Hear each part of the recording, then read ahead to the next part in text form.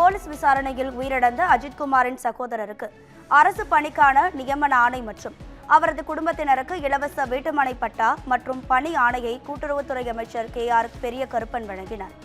அஜித்குமாரின் இல்லத்திற்கு அமைச்சர் பெரிய கருப்பன் மற்றும் மாவட்ட ஆட்சியர் பொற்கொடி ஆகியோர் நேரில் சென்று ஆறுதல் கூறினர். முதலமைச்சரும் செல்போனில் தொடர்பு கொண்டு வருத்தம் தெரிவித்தார். இதைத் தொடர்ந்து அஜித்குமாரின் தம்பி நவீன்குமாருக்கு அரசு பணிக்கான ஆணையையும் அவரது குடும்பத்தினரிடம் இலவச வீட்டுமனை பட்டாவையும் அமைச்சர் வழங்கினார். நவீன்குமாருக்கு ஆவின் நிறுவனத்தில் 30,000 ரூபாய் சம்பளத்தில் டெக்னீஷியன் பணி வழங்கப்பட்டுள்ளது. அஜித்குமார் லாக்அப் மரணம் தொடர்பாக திருப்புவனம் காவல் நிலையத்தில் மதுரை மாவட்ட நீதிபதி ஜான் சுந்தர்லால் விசாரணை நடத்தினார். இந்த வழக்கை மதுரை மாவட்ட நீதிபதி ஜான் சுந்தர்லால் விசாரித்து முதற்கட்ட அறிக்கையை வருகிற 8ஆம் தேதி தாக்கல் செய்ய வேண்டும் என்று உத்தரவிட்டனர். நீதிமன்ற உத்தரவை தொடர்ந்து திருப்புவனம் காவல் நிலையத்தில் காவல் ஆய்வாளர் ரமேஷ்குமார் உள்ளிட்ட காவலர்களிடம் அஜித்குமார் லாக்அப் மரணம் தொடர்பாக நீதிபதி ஜான் சுந்தர்லால் விசாரணை நடத்தினார். இதையடுத்து கோவில் ஊழியர்கள் மற்றும் சம்பவம் நடந்தபோது கோவிலில் இருந்தவர்களுக்கு சம்மன் அனுப்பி விசாரணை நடத்தப்பட உள்ளார். அவதூறுகள் குறித்து கவலைப்பட மாட்டேன் என தெரிவித்துள்ள முதலமைச்சர் MK ஸ்டாலின் மக்களை பற்றி சிந்திப்பதை தனது பணி என தெரிவித்துள்ளார். சென்னை மைனாப்பூரில் இந்து சமய அறநிலைத்துறை சார்பில் 32 ஜோடிகளுக்கு திருமணம் நடைபெற்றது. இதில் முதலமைச்சர் MK ஸ்டாலின் கலந்து கொண்டு திருமணங்களை நடத்தி வைத்தார்.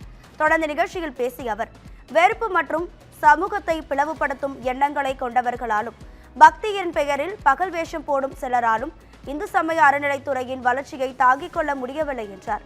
உண்மையான பக்தர்கள் திமுக ஆட்சியின் ஆன்மீக தொண்டை பாராட்டுவதாகவும் முதலமைச்சர் கூறினார்.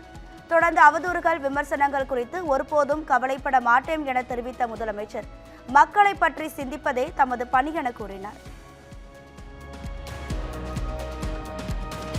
அஜித்குமார் லாக்அப் மரணத்தின் எதிரொலியாக மாவட்ட SP, DSPக்கள் காவல் ஆய்வாளர்கள் கீழ் செயல்படும் அங்கீகரிக்கப்படாத சிறப்பு படைகள் கலைக்க DGP சங்கர் ஜிவால் உத்தரவிட்டுள்ளார்.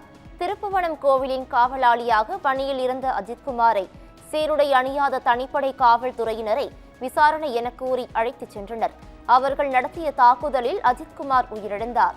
இதன் எதிரொலியாக குற்றச்சம்பவங்கள் நடைபெறும் பொழுது வழக்கின் தன்மைக்கு ஏற்ப தனிப்படைகள் அமைத்து விசாரிக்க வேண்டும் என்றும் தனிப்படைகளை வைத்துக் கொண்டு விசாரணை நடத்தக்கூடாது எனவும் IGக்கள் மூலம் வாய்மொழி உத்தரவாக DGP சங்கர் ஜிவால் அறிவுறுத்தி இருப்பதாக கூறப்படுகிறது. திருப்புவனம் இளைஞர் அஜித்குமார் லாக்அப் மரணத்தை தொடர்ந்து போலீஸ் உயர் அதிகாரிகளுடன் சட்ட ஒழுங்கு ADGP டேவிட்சன் தேவ ஆசிர்வாதம் ஆலோசனை நடத்தி பல்வேறு உத்தரவுகள் மற்றும் அறிவுறுத்தல்களை வழங்கியுள்ளார். வாகன தணிக்கை என்ற பெயரில் குடும்பமாக செல்பவர்களிடம் ஹராஸ்மெண்டில் ஈடுபடக்கூடாது.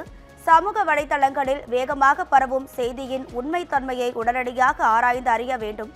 காவல் நிலையத்தில் புகார் அளிக்க வருபவர்களிடம் பேப்பர் வாங்கி வருமாறு அலைக்கழிக்க கூடாது. ஆர்ப்பாட்டம், போராட்டம் போன்றவற்றில் பாதுகாப்பு பணியில் உள்ள போலீசார் லத்திகளை பயன்படுத்துவதை தவிர்க்க வேண்டும் உள்ளிட்ட பல்வேறு அறிவுரைகளை வழங்கியதாக தெரிகிறது.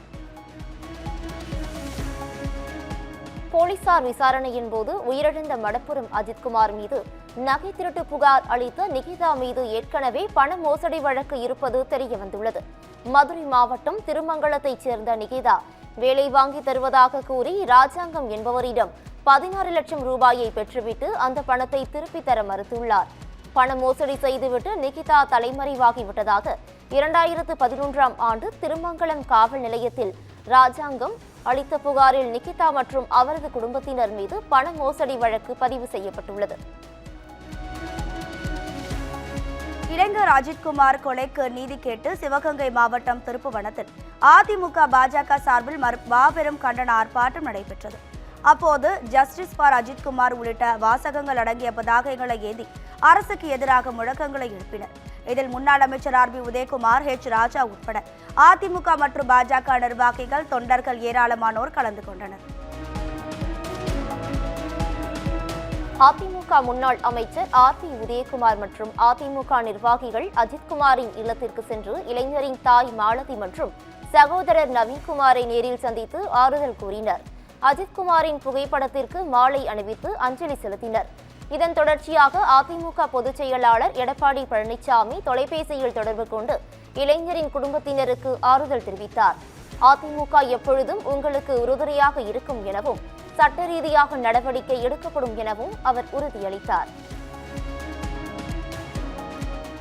சொந்த மக்களையே படுகொலை செய்யும் திமுக அரசு என்னதான் நாடகம் ஆடினாலும் கொடூரத்தின் சின்னமாக அதன் மீது படிந்திருக்கும் இரத்தக்கரையை போக்க முடியாது என்று பாமக தலைவர் அன்புமணி ராமதாஸ் விமர்சித்துள்ளார். இது தொடர்பாக அவர் வெளியிட்டுள்ள அறிக்கையில், அஜித்குமாரை விசாரணை என்ற பெயரில் கொடுமைப்படுத்திய காவலர்கள் மனித மிருகங்களாகவே மாறி இருக்கின்றனர் என்றும் கை கால்களில் தொடங்கி உச்சந்தலை வரை காயங்கள் உள்ளதாகவும் தெரிவித்துள்ளார். இந்த விஷயத்தில் ஏராளமான தவறுகளையும் குற்றங்களையும் செய்துள்ள தமிழக அரசு இப்போது அப்பாவி இளைஞர் குடும்பத்திற்கு சில உதவிகளை செய்து அனைத்தையும் மூடிமறைக்க துடிக்கிறது என்றும் திமுக அரசின் மீது படிந்துள்ள இரத்தக்கரை ஒருபோதும் விலகாது என்றும் குறிப்பிட்டுள்ளார். அப்பாவி இளைஞரை அடித்து விசாரணை நடத்த தூண்டிய இந்திய ஆட்சிப்பணி அதிகாரி யார் என்பதை தமிழக அரசு விளக்க வேண்டும் எனவும் வினவியுள்ளார். யார் முதலமைச்சராக இருந்தாலும் லாக்அப் மரணங்களை தடுக்க முடியாது என்றும் முரட்டுத்தனமான போக்கு காவல்துறையில் தொடர்வதாகவும் விடுதலை சிறுத்தைகள் கட்சி தலைவர் திருமாவளவன் கூறியிருக்கிறார். திருப்புவனத்தில் காவலர்கள் அடித்துக் கொல்லப்பட்ட இளைஞர் அஜித்குமாரின் குடும்பத்தினருக்கு விடுதலை சிறுத்தைகள் கட்சி தலைவர் திருமாவளவன் நேரில் சந்தித்து ஆறுதல் கூறினார். பின்னர் செய்தியாளர்களிடம் பேசிய திருமாவளவன் காவலர்களுக்கு மனித உயிர்கள் பற்றிய விழிப்புணர்வு பயிற்சி தேவைப்படுவதாக தெரிவித்தார். இந்த விவகாரத்தில் விசிக போராடுவதற்கு முன்பாகவே தமிழ்நாடு அரசு வழக்கை சிபிஐக்கு மாற்றி சரியான நடவடிக்கை எடுத்திருப்பதாகவும் அவர் கூறினார். திருப்புவனம் அருகே கோவில் காவலாளி அஜித்குமார் காவல்துறையினரால் அடித்துக் கொல்லப்பட்ட சம்பவம் தமிழ்நாட்டில் பெரும் பரபரப்பை ஏற்படுத்தியிருக்கிறது. இந்த விவகாரத்தில் எதிர்க்கட்சிகள் கடுமையாக அரசை விமர்சித்து வருகின்றன. அஜித்குமார் வழக்கை விரைந்து விசாரிக்க சிறப்பு குழுவை அமைக்குமாறு தவேக தலைவர் விஜய் வலியுறுத்தினார். இந்த சம்பவத்தை கண்டித்து சென்னை எழும்பூரில் நாளை போராட்டத்தில் ஈடுபட உள்ளதாகவும் தவேக அறிவித்தது. ஆனால் நாளை வேறொரு அமைப்பு முன்கூட்டியே போராட்டத்திற்கு அனுமதி பெற்றதால் தவேகவிற்கு அனுமதி மறுக்கப்பட்டது. இந்நிலையில் தேதி மற்றும் போராட்டம் நடைபெறும் இடத்தையும் மாற்றி தவேக அறிவிப்பு வெளியிட்டுள்ளது. வருகிற ஞாயிற்றுக்கிழமை சிவானந்தா சாலையில் தவேக சார்பில் காலை 10 மணிக்கு போராட்டம் நடைபெறும் என அறிவிக்கப்பட்டுள்ளது. சிவகாசி அருகே நிகழ்ந்த பட்டாசு ஆலை வெடி விபத்தில் உயிரிழந்தவர்களின் எண்ணிக்கை 9ஆக அதிகரித்துள்ளது. சிவகாசி சாத்தூர் இடையே உள்ள சின்னகாமன்பட்டி பகுதியில் கமல்குமார் என்பவர் பட்டாசு ஆலை நடத்தி வருகிறார். இங்கு 80க்கும் மேற்பட்ட தொழிலாளர்கள் பணியாற்றி வரும் நிலையில் மருந்து கலவை செய்யும் அறையில் பயங்கர வெடி விபத்து ஏற்பட்டது. இதில் 8 அறைகள் இடிந்து தரைமட்டமாகின. வெடி விபத்தில் இதுவரை 9 பேர் உயிரிழந்த நிலையில் பலத்த காயமடைந்தவர்களுக்கு சிவகாசி அரசு மருத்துவமனையில் அனுமதிக்கப்பட்டுள்ளனர். வெடி விபத்து தொடர்பாக போர்மேன் ஏற்கனவே கைதான நிலையில் ஆலை உரிமையாளர் மேலாளர் மீது போலீசார் வழக்கு பதிவு செய்துள்ளனர். சிவகாசி பட்டாசு ஆலை வெடி விபத்தில் உயிரிழந்தவர்களின் உடல்களை வாங்க மறுத்து போராட்டத்தில் ஈடுபட்ட உறவினர்களை மிரட்டும் வகையில் மாவட்ட எஸ்பி பேசியது சர்ச்சையை ஏற்படுத்தியுள்ளது. இவர்களது உடல்கள் உடற்கூறாய்விற்காக அரசு மருத்துவக் கல்லூரி மருத்துவமனையில் வைக்கப்பட்டுள்ள நிலையில் அங்கு உறவினர்கள் திரண்டனர்.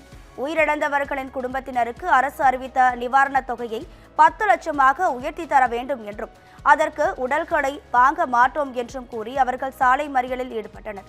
அப்போது அங்கு சென்ற மாவட்ட காவல்துறை கண்காணிப்பாளர் கண்ணன் அவர்களை மருத்துவமனையில் உள்ள அலுவலக வளாகத்திற்குள் அழைத்து சென்று பேச்சுவார்த்தையில் ஈடுபட்டார்.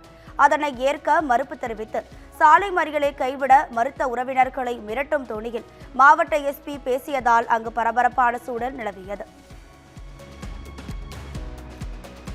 தேனி அருகே காவல் நிலையத்தில் ஆட்டோ ஓட்டுநர் மீது தாக்குதல் நடத்திய 5 போலீசார் பணியிடை நீக்கம் செய்யப்பட்டுள்ளனர். தேவதானப்பட்டி காவல் நிலையத்தில் ஒரு நபர் தாக்கப்பட்ட சிசிடிவி வெளியானதை தொடர்ந்து ஏடிஎஸ்பி தலைமையில் விசாரணை குழு அமைக்கப்பட்டது. விசாரணையில் 6 மாதங்களுக்கு முன்பு நடந்த சம்பவத்தின் வீடியோ என்பது தெரியவந்துள்ளது. இதையடுத்து தேவதானப்பட்டி காவல் நிலைய ஆய்வாளர் மற்றும் 4 போலீசாரை பணியிடை நீக்கம் செய்து மாவட்ட எஸ்பி உத்தரவிட்டுள்ளார். குற்றங்களை கண்டுபிடிக்க ஒருவரது தொலைபேசி உரையாடல்கள் தகவல்களை ஒட்டு கேட்க முடியாது என சென்னை உயர்நீதிமன்றம் தீர்ப்பளித்துள்ளது. சிபிஐ பதிவு செய்த வழக்கு தொடர்பாக சென்னையை சேர்ந்த கிஷோர் என்பவரின் தொலைபேசி உரையாடல்கள் தகவல்களை ஒட்டு கேட்க சிபிஐக்கு அதிகாரம் வழங்கி மத்திய உள்துறை அமைச்சகம் 2011ஆம் ஆண்டு உத்தரவு பிறப்பித்தது. இந்த உத்தரவை ரத்து செய்ய கோரி கிஷோர் சென்னை உயர்நீதிமன்றத்தில் மனு தாக்கல் செய்திருந்தார். இந்த வழக்கை விசாரித்த நீதிபதி ஆனந்த் வெங்கடேஷ், சட்டப்படி நியாயப்படுத்தாதவரை தனிநபரின் தொலைபேசி உரையாடல்களை ஒட்டு கேட்பது அந்தரங்க உரிமைக்கு விரோதமானது என்பதால் குற்ற செயல்களை கண்டறிவதற்காக ரகசியமாக ஒட்டு கேட்பது அனுமதிக்கத்தக்கதல்ல என கூறி கிஷோரின் தொலைபேசி உரையாடல்களை ஒட்டு கேட்க அதிகாரம் வழங்கி உள்துறை அமைச்சகம் பிறப்பித்த உத்தரவை ரத்து செய்து உத்தரவிட்டார். ராமநாதபுரம் மாவட்டம் மண்டபம் துறைமுகத்திற்கு செல்லும் பாலத்தில் ஏற்பட்ட பள்ளத்தில் தண்ணீர் ஏற்றிச் சென்ற வாகனம் கவிழ்ந்து விபத்திற்குள்ளானது. மண்டபம் வடக்கு கோவில் வாடி மீன்பிடி துறைமுகத்திற்கு செல்ல கடல் நடுவே அமைக்கப்பட்டுள்ள பாலம் பழுதடைந்து மோசமான நிலையில் இருப்பதாகவும், உடனடியாக பாலத்தை அப்புறப்படுத்திவிட்டு புதிதாக கட்டித்தர வேண்டும் எனவும் மீனவர்கள் தொடர்ந்து கோரிக்கை விடுத்து வந்தனர். இந்த நிலையில் இன்று வழக்கம் போல் மீனவர்கள் ஐஸ், மீன்பிடி வலை, உணவுப் பொருட்கள், குடிநீர் உள்ளிட்டவற்றை ஏற்றிச் சென்றனர். அப்போது தண்ணீர் ஏற்றிக்கொண்டு சரக்கு வாகனம் வந்தபோது பாலம் உடைந்ததில் வாகனம் கடலுக்குள் விழுந்து விபத்திற்குள்ளானது. ஓட்டுநர் சிறு காயங்களுடன் உயிர் தப்பிய நிலையில் மீன்பிடி உபகரணங்களை கொண்டு செல்ல முடியாமல் மீனவர்கள் அவதியடைந்தனர். பாட்டாளி மக்கள் கட்சியில் இருந்து எம்எல்ஏ அருளை நீக்கி அக்கட்சியின் தலைவர் அன்புமணி உத்தரவிட்டுள்ளார். பாட்டாளி மக்கள் கட்சியில் ராமதாஸ் மற்றும் அன்புமணி இடையே நடைபெற்று வரும் அதிகார மோதலால் இருவரும் ஒருவர் மீது ஒருவர் அடுக்கடுக்கான குற்றச்சாட்டுகளை முன்வைத்து வருகின்றனர். அதேபோல் அந்த கட்சியை சேர்ந்த முக்கிய பிரமுகர்கள் சிலர் ராமதாஸுக்கு ஆதரவாகவும் சிலர் அன்புமணிக்கு ஆதரவாகவும் செயல்பட்டு வருகின்றனர். இதில் எம்எல்ஏ அருள் ராமதாஸுக்கு ஆதரவாக செயல்பட்டு வருகிறார். சில நாட்களுக்கு முன் அன்புமணி ராமதாஸை கடுமையாக விமர்சித்து பேட்டியளித்தார். பாமக இருக்கும் வரை ராமதாஸை தலைவராக இருப்பார் என்றும், அதற்கு பிறகே அன்புமணி தலைவர் பொறுப்புக்கு வருவார் எனவும் கருத்து தெரிவித்தார். இதற்கு அன்புமணி ஆதரவாளர்கள் கடும் கண்டனம் தெரிவித்த நிலையில் தற்போது அவரை கட்சியில் இருந்து நீக்கி அன்புமணி உத்தரவிட்டுள்ளார். கட்சிக்கு அவப்பெயர் ஏற்படுத்தும் வகையில் எம்எல்ஏ அருள் நடந்து கொண்டதால் அவர் கட்சியில் இருந்து நீக்கப்படுவதாக கூறியிருக்கும் அன்புமணி, பாமகவினர் யாரும் அருளுடன் தொடர்பு வைக்கக்கூடாது என்றும் கூறியுள்ளார். யார் காதலன் கெத்து என ரீல்ஸ் போடுவதில் ஏற்பட்ட தகராறில் 2 பெண்களை 50க்கும் மேற்பட்ட மாணவிகள் சேர்ந்து தாக்கும் வீடியோ வெளியாகி அதிர்ச்சியை ஏற்படுத்தியுள்ளது. திருப்பூர் ஜெய்வாபாய் அரசு பெண்கள் மேல்நிலைப் பள்ளியில் படிக்கும் மாணவிகளுக்கும் பல்லடம் அடுத்த கணபதிபாளையம் பகுதியில் உள்ள அரசு பள்ளி மாணவிகளும் தங்கள் பள்ளியில் இன்ஸ்டாகிராம் குழுக்களை அமைத்து ரீல்ஸ் போட்டு போட்டியிட்டு வந்துள்ளனர். இதில் தங்களுடைய காதலன் குறித்து அவர்கள் பதிவிட்ட ரீல்ஸ் இரு தரப்பினருக்கும் கடும் போட்டியை ஏற்படுத்தியுள்ளது. மாறி மாறி பதிவுகள் இட்டுக்கொண்ட இவர்கள் சண்டை உச்சகட்டம் அடைந்த நிலையில் ஜெய்வாபாய் பள்ளியில் படிக்கும் 50க்கும் மேற்பட்ட மாணவிகள் பள்ளி முடிந்த பின்னர் கணபதிபாளையம் பள்ளிக்கு சென்று குறிப்பிட்ட சில மாணவிகளை கடுமையாக தாக்கியுள்ளனர். இந்த வீடியோ காட்சி தற்போது சமூக வலைதளங்களில் வைரலாகியுள்ளது. திருப்பத்தூரில் தங்களுக்கு சொந்தமான இடத்தில் ரேஷன் கடை, அங்கன்வாடி மையம் கட்டுவதாக என கூறி பெண் கவுன்சிலரின் கணவரை 3 பேர் தாக்கிய வீடியோ சமூக வலைதளங்களில் வைரலாகி வருகிறது. திருப்பத்தூர் மாவட்டம் திருப்பத்தூர் நகராட்சிக்கு உட்பட்ட 34வது வார்டு திமுக கவுன்சிலர் சுகுணா கணவர் ரமேஷ் உடன் காமராஜர் நகரில் புதிதாக கட்டப்பட்டு வரும் நியாய விலைக்கடை அங்கன்வாடி கட்டடத்தை பார்வையிட சென்றுள்ளார். அப்போது அங்கு வந்த அதே பகுதியை சேர்ந்த சம்பத், விஜயன் மற்றும் நிவேஷ்குமார் ஆகியோர் அந்த இடம் தங்களுக்கு சொந்தமானது என கூறி கவுன்சிலர் சுகுணா ரமேஷிடம் வாக்குவாதத்தில் ஈடுபட்டு தகராறு செய்துள்ளனர். ஒரு கட்டத்தில் ரமேஷை அவர்கள் தாக்கும் காட்சிகள் சமூக வலைதளங்களில் வைரலாகி வருகிறது. சம்பவம் குறித்து கவுன்சிலர் அளித்த புகாரில் நகர போலீசார் வழக்கு பதிவு செய்து விசாரணை நடத்தி வருகின்றனர். கிருஷ்ணகிரி அருகே தொடக்கப்பள்ளியில் காலை உணவு திட்டத்தில் வள்ளி விழுந்த சாம்பாரை சாப்பிட்ட 4 குழந்தைகள் மருத்துவமனையில் சிகிச்சைக்காக சேர்க்கப்பட்டுள்ளனர். பாரூர் அருகே பொங்கம்பட்டி கிராமத்தில் உள்ள ஊராட்சி ஒன்றிய தொடக்கப்பள்ளியில் வழக்கம் போல் மாணவர்களுக்கு காலை உணவு திட்டத்தின் கீழ் பொங்கல் மற்றும் பருப்பு சாம்பார் வழங்கப்பட்டுள்ளது. 4 மாணவர்கள் சாப்பிட்ட நிலையில் சாம்பாரில் வள்ளி இருப்பதைக் கண்டு அதிர்ச்சியடைந்த சமையலர் முருகம்மாள் உடனடியாக உணவை அப்புறப்படுத்தி மண்ணில் புதைத்தார். அந்த உணவை சாப்பிட்ட 4 பேரையும் தனது இருசக்கர வாகனத்தில் அழைத்துச் சென்று பாரூர் அரசு மருத்துவமனையில் சிகிச்சைக்காக அனுமதித்தார். தொடர்ந்து அவர்களை மேல் சிகிச்சைக்காக தருமபுரி அரசு மருத்துவக் கல்லூரி மருத்துவமனைக்கு அனுப்பி வைத்தனர். இதனைத் தொடர்ந்து சம்பந்தப்பட்ட பள்ளியில் போச்சம்பள்ளி வட்டாட்சியர், காவேரிப்பட்டினம் வட்டார வளர்ச்சி அலுவலர் விசாரணை நடத்தி வருகின்றனர்.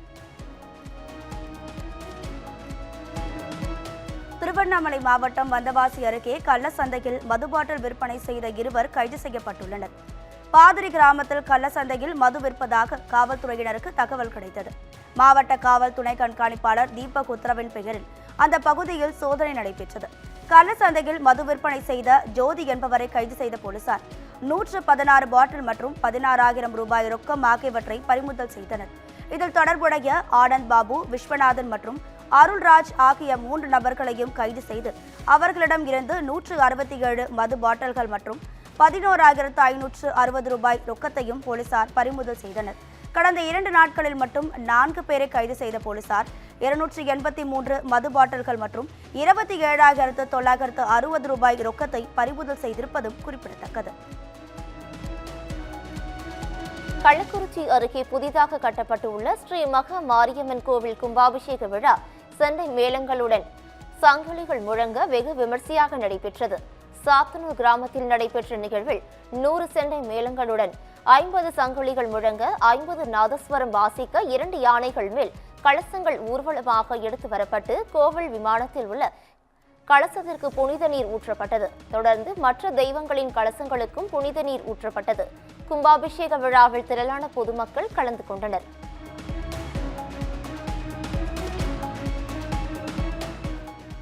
திருப்பூர் கல்லூரி சாலையில் உள்ள பிரசித்தி பெற்ற ஸ்ரீ ஐயப்பன் கோவில் கும்பாபிஷேகம் வெகு விமர்சையாக நடைபெற்றது. இதையொட்டி மகா கணபதி ஹோமத்துடன் தினமும் பூஜைகள் நடைபெற்றன. தொடர்ந்து ஸ்ரீ ஐயப்ப சுவாமியின் மூலவர் சன்னதி கோபுர கலசத்தின் மீது புனித நீர் ஊற்றி மகா கும்பாபிஷேகம் நடைபெற்றது. இதேபோல் விநாயகர், சுப்பிரமணியர், கைலாசநாதர் சுவாமி சந்நிதிகளிலும் புனித நீர் ஊற்றி அபிஷேகம் நடைபெற்றது.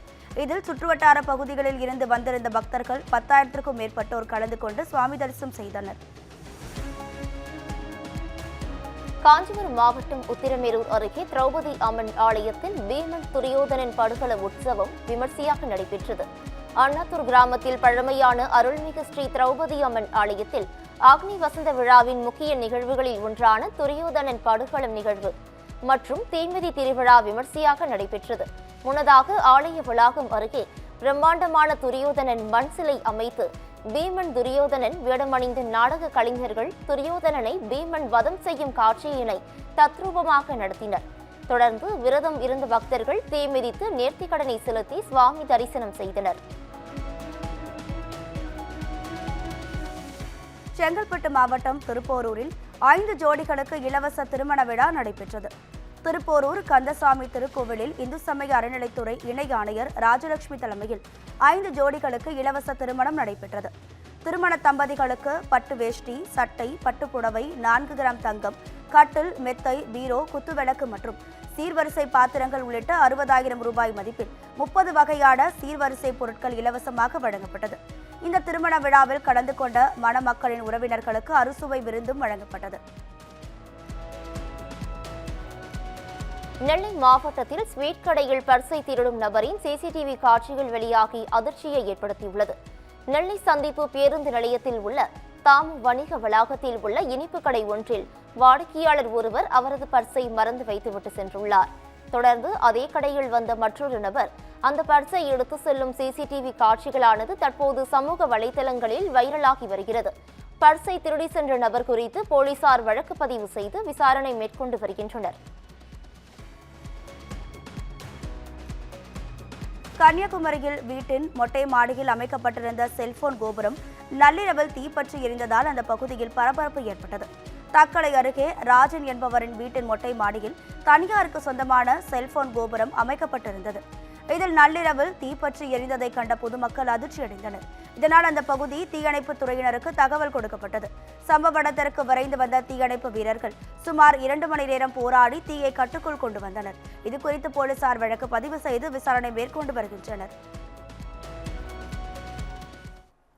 ராமநாதபுரம் மாவட்டம் மண்டபம் துறைமுகத்திற்கு செல்லும் பாலத்தில் ஏற்பட்ட பள்ளத்தில் தண்ணீர் ஏற்றிச் சென்ற வாகனம் கவிழ்ந்து விபத்திற்குள்ளானது. மண்டபம் வடக்கு கோவில் வாடி மீன்பிடி துறைமுகத்திற்கு செல்ல கடல் நடுவே அமைக்கப்பட்டுள்ள பாலம் பழுதடைந்து மோசமான நிலையில் இருப்பதாகவும் உடனடியாக பாலத்தை அப்புறப்படுத்திவிட்டு புதிதாக கட்டித்தர வேண்டும் எனவும் மீனவர்கள் தொடர்ந்து கோரிக்கை விடுத்து வந்தனர். இந்த நிலையில் இன்று வழக்கம் போல் மீனவர்கள் ஐஸ், மீன்பிடி வலை, உணவுப் பொருட்கள், குடிநீர் உள்ளிட்டவற்றை ஏற்றிச் சென்றனர். அப்போது தண்ணீர் ஏற்றிக்கொண்டு சரக்கு வாகனம் வந்தபோது பாலம் உடைந்ததில் வாகனம் கடலுக்குள் விழுந்து விபத்திற்குள்ளானது. ஓட்டுநர் சிறு காயங்களுடன் உயிர் தப்பிய நிலையில் மீன்பிடி உபகரணங்களை கொண்டு செல்ல முடியாமல் மீனவர்கள் அவதியடைந்தனர்.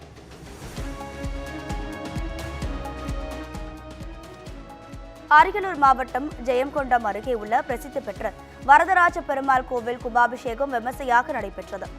உடைகரப்பாளையம் வேலப்பன் செட்டியார் ஏரியில் அமைந்துள்ள ஸ்ரீதேவி பூதேவி சமேத ஸ்ரீ வரதராஜ பெருமாள் கோவிலின் கும்பாபிஷேகத்தை முன்னிட்டு கணபதி ஹோமம், நவகிரக ஹோமம் உள்ளிட்ட சிறப்பு யாகசாலை பூஜைகள் நடைபெற்றன. தொடர்ந்து கடம்பம் புறப்பாடாகி மங்கள வாத்தியங்கள் முழங்க பட்டாச்சாரியார்கள் புனித நீரை ஊர்வலமாக கொண்டு வந்து அபிஷேகம் கோலாகலமாக நடைபெற்றது. இதில் 1000க்கும் மேற்பட்ட கிராம மக்கள் கலந்து கொண்டு சுவாமி தரிசனம் செய்தனர். நீலகிரி மாவட்டத்தில் பெல்லிக்கம்பை அருகே இரவு நேரத்தில் கரடி ஒன்று உணவு தேடி கடைவீதி பகுதிக்கு வந்துள்ளது. ஒரு கடையின் கதவை உடைத்து காட்சிகள் அங்குள்ள கண்காணிப்பு கேமராவில் பதிவாகியுள்ளது. இதுபோன்று வனவிலங்குகள் அவ்வப்போது ஊருக்குள் வருவதை கட்டுப்படுத்த வேண்டும் என அப்பகுதி பொதுமக்கள் வனத்துறைக்கு கோரிக்கை விடுத்துள்ளனர்.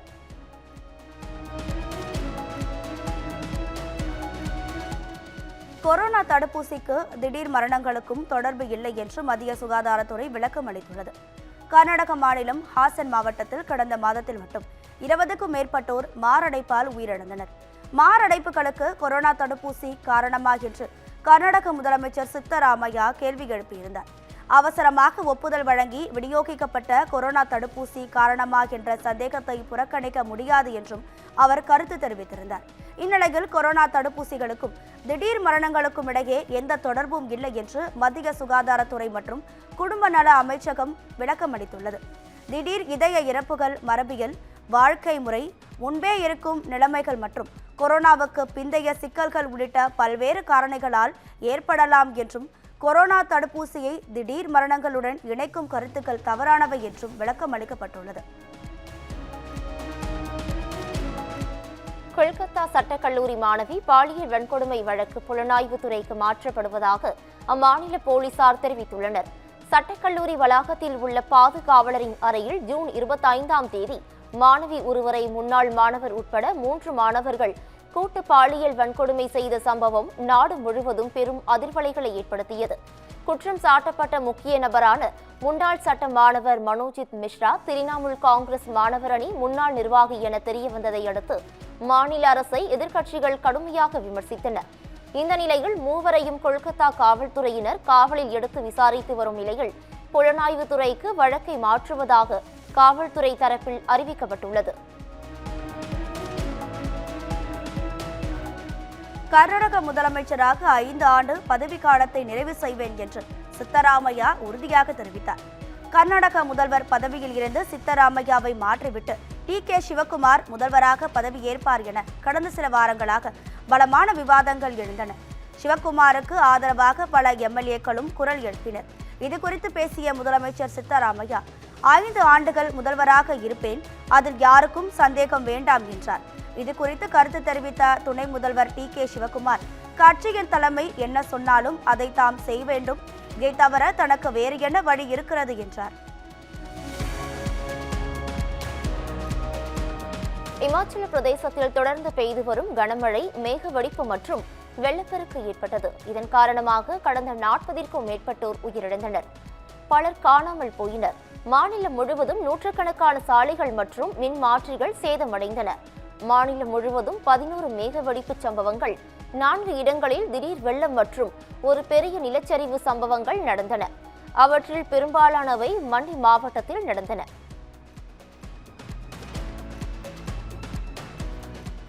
கேரளா முன்னாள் முதலமைச்சரும் மார்க்சிஸ்ட் கம்யூனிஸ்ட் கட்சியின் மூத்த தலைவருமான அச்சுதானந்தன் உடல்நிலை தொடர்ந்து கவலைக்கிடமாக உள்ளது. கடந்த 2019ஆம் ஆண்டு பக்கவாதத்தால் பாதிக்கப்பட்ட அச்சுதானந்தனுக்கு ஜூன் 23ஆம் தேதி அவருக்கும் மூச்சு திணறலும் மாரடைப்பும் ஏற்பட்டது. இதனையடுத்து அவர் திருவனந்தபுரத்தில் உள்ள ஒரு தனியார் மருத்துவமனையில் அனுமதிக்கப்பட்டார். வயது முதிர்வால் அவரது உடல் மருத்துவ சிகிச்சைக்கு முழுமையாக ஒத்துழைக்கவில்லை என்று மருத்துவர்கள் தரப்பில் சொல்லப்பட்டது. எனினும் அவருக்கு செயற்கை சுவாசம் அளிக்கப்பட்டு வெண்டிலேட்டர் உதவியுடன் சிகிச்சை பெற்று வருகிறார். கேரள அரசின் உத்தரவின் பேரில் திருவனந்தபுரம் அரசு மருத்துவக் கல்லூரியில் இருந்து 7 சிறப்பு மருத்துவர்களை கொண்ட ஒரு குழு அவரது உடல்நிலையை கண்காணித்து வருகிறது. தேனி அருகே கம்பம் நோக்கி சென்ற தனியார் பேருந்து மீது இருசக்கர வாகனம் மோதி ஏற்பட்ட விபத்தில் இருசக்கர வாகனம் மற்றும் பேருந்து தீப்பற்றி எரியத் தொடங்கியது. மதுரையில் இருந்து கம்பம் நோக்கி 50 பயணிகளுடன் சென்ற பேருந்து தேனி வீரபாண்டி அருகே புறவழி சாலையில் இருசக்கர வாகனத்தின் மீது மோதி விபத்தில் சிக்கியது. பேருந்தில் சிக்கிய இருசக்கர வாகனம் சிறிது தூரம் இழுத்து செல்லப்பட்டதால் அதில் இருந்த பெட்ரோல் கசிந்து தீப்பற்றி எரியத் தொடங்கியது. போடியில் இருந்து தீயணைப்புத்துறை வரவழைக்கப்பட்டு பற்றி எரிந்த தீ முழுவதுமாக அணைக்கப்பட்டது. இதில் இருசக்கர வாகனம் தீயில் கருகிய முற்றிலும் சேதமடைந்தது. தீப்பற்றி எரியத் தொடங்கியதும் பேருந்தில் இருந்து பயணிகள் அனைவரும் உடனடியாக வெளியேறியதால் எந்தவித உயிரிழப்பும் இன்றி அதிர்ஷ்டவசமாக அனைவரும் உயிர் தப்பினர். பதவி நீக்கம் செய்யப்பட்ட வங்கதேச முன்னாள் பிரதமர் ஷேக் ஹசீனாவுக்கு சர்வதேச குற்றவியல் தீர்ப்பாயம் 6 மாத சிறை தண்டனை விதித்து உத்தரவிட்டுள்ளது. அவாமி லீக் கட்சியின் தலைவர் ஹசீனா தலைமையிலான அரசுக்கு எதிராக வெடித்த மாணவர்களின் போராட்டங்கள் விளைவாக தனது பதவியை ராஜினாமா செய்துவிட்டு நாட்டை விட்டு வெளியேறினார். மாணவர்களின் போராட்டத்தின் போது ஏராளமானோர் கொல்லப்பட்டது தொடர்பாக குற்ற வழக்குகளும் போராட்டத்தை ஒடுக்க குற்ற செயல்களில் ஈடுபட்டதாகவும் ஹசீனா மீது சர்வதேச குற்றவியல் தீர்ப்பாயத்தில் வழக்கு தொடரப்பட்டது. இந்த வழக்கு விசாரணைக்கு ஆஜராகாத நிலையில் ஹசீனா மீது தொடரப்பட்ட நீதிமன்ற அவமதிப்பு வழக்கில் அவருக்கு 6 மாத சிறை தண்டனையை சர்வதேச குற்றவியல் தீர்ப்பாயம் வழங்கியுள்ளது.